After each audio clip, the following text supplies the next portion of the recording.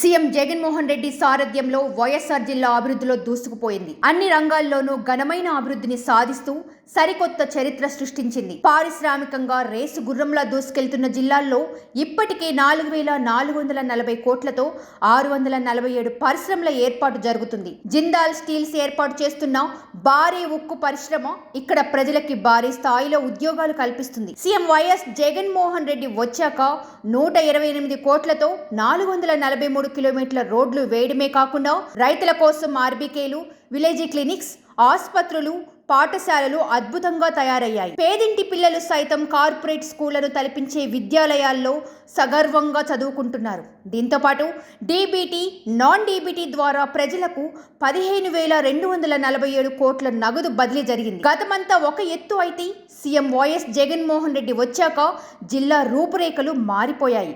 అన్ని విధాల జిల్లా అభివృద్ధిలో ముందుకు సాగుతుంది. ఎప్పుడూ లేని విధంగా 500 కోట్లతో కడపలో అభివృద్ధి పనులు జరిగాయి.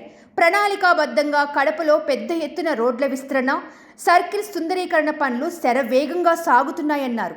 నగరంలో 17 రోడ్ల విస్తరణ పనులు చేపట్టారు. హైదరాబాద్ ట్యాంక్ బండ్ తరహాలో దేవుని కడప చెరువు అభివృద్ధి పనులు జరిగాయి. కడప నగరానికి బ్రహ్మం సాగర్ నుంచి అష్యూర్ వాట్ ఇచ్చేందుకు 450 కోట్లతో శాశ్వత ప్రతిపాదక పనులు జరుగుతున్నాయి.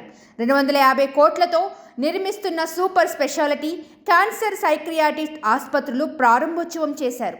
జగన్ సారథ్యంలో కడపలో అభివృద్ధి కొత్త పుంతలు తొక్కింది.